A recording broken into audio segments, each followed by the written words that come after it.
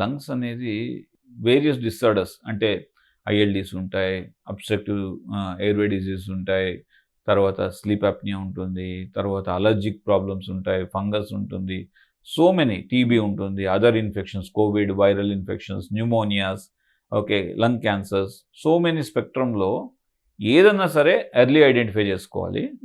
Late చేయి జారిందంటే ఏమవుతుందంటే జనరల్గా ఒక 30-40% డ్యామేజ్ అయిపోయిందని అనుకోండి. ఒకవేళ డ్యామేజ్ అనేది రివర్సిబుల్ స్టేజ్లో లేదు అని అంటే అటువంటప్పుడు ఏమవుతుందంటే వాళ్ళకి మనం apart from medication oxygen prescribe చేస్తుంటాం.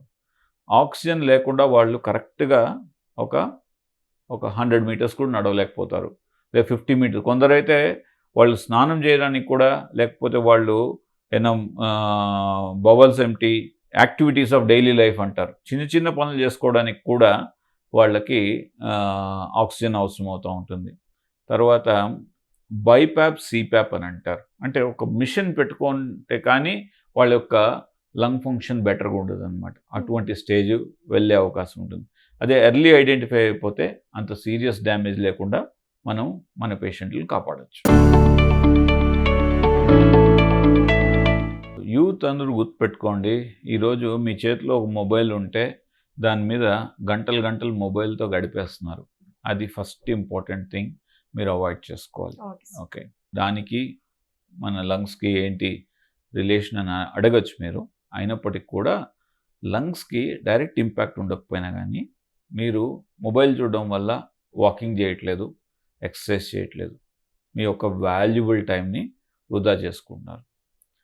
అండ్ 2, మొబైల్ ఎక్కువ అడిక్షన్స్ ఉన్న వాళ్ళకి వాళ్ళ నిద్ర లేమితనం, ఇన్సోమ్నియా అంటారు, ఈ ప్రాబ్లం ఉంటుంది. 3, అధిక బరువు ఉండే అవకాశం ఉంటుంది.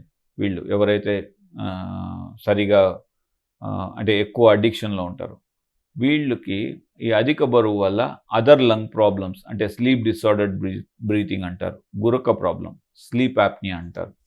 సో ఇది ఉండే అవకాశం ఉంటుంది. తర్వాత ఎవరైతే ఈ అడిక్షన్స్ ఉంటారో వాళ్ళకి అదర్ అడిక్షన్స్, ఇదర్ స్మోకింగ్ కానీ, ఆల్కహాల్ కానీ, ఇంతెందుకు okay, irregular eating habits, binge eating habits అంటారు. సో ఇవన్నీ ఉండే అవకాశం ఉంటుంది. కాబట్టి సో మీ యొక్క మొబైల్ అడిక్షన్ని ఫస్ట్ తగ్గించండి. 2, రోజుకు ఒక 10 నిమిషాలు, ఎక్కువ అవసరం లేదు.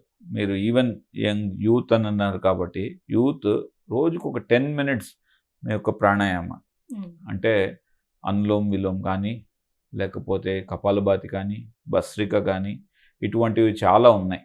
సో ఇటువంటివి మీరు చేసినట్లయితే మీ లంగ్స్ చాలా హెల్తీగా తయారవుతాయి, మీ ఓవరాల్ ఆరోగ్యం అనేది మీ చేతిలోకి వస్తుంది. నెక్స్ట్, మీకు ఎటువంటి పరిస్థితులు అయినా కానీ 100% నిజం చెప్తున్నాను, మాకు డాక్టర్స్గా మాకు అదృష్టం లేదండి. రోజు ఒక 8 అవర్స్ మీకు అందరికీ చెప్తాం మేము మంచి నిద్ర కావాలని, మాకు ఉండదు. ఎందుకంటే మాకు ఫోన్ లేకుండా పక్కన ఓకే నిన్న రాత్రి 1:30కి okay I have to come to hospital, మొన్న రాత్రి ఆల్మోస్ట్ 1 o'clock వరకు హాస్పిటల్లో ఉండాల్సిన పరిస్థితి. ఇది వేరే ప్రొఫెషన్స్లో అటువంటి సిచ్యువేషన్ లేదు. సో మాకు తప్పదు. కానీ మీకు మంచి నిద్ర ఒక ఆరోగ్యానికి చాలా ఇంపార్టెంట్ మెట్టు అవుతుంది, ఫస్ట్ మెట్టు ఇన్ఫ్యాక్ట్. సో కనీసం ఒక 7 to 8 అవర్స్ మంచి రెస్ట్ తీసుకోండి, టైం పడుకోండి. ఈ డిసిప్లైన్ని పోగొట్టుకున్నారంటే మీ హెల్త్ మీకు మెల్లిగా మీ చేతులు మీకు తెలియకుండానే మీకు దూరంగా వెళ్ళిపోతుంది. మళ్ళీ దాన్ని తెచ్చుకోవాలన్నా కానీ రాదు మన దగ్గరికి ఆరోగ్యం. కాబట్టి నెవర్ ద లేట్. ఈ రోజు నుండి అయినా కానీ చక్కటి నిద్ర, చక్కటి ఆహారం, చక్కటి వ్యాయామం, చక్కటి ఆలోచనలు, చక్కటి బుక్స్ చదవండి, చక్కగా ఉండండి.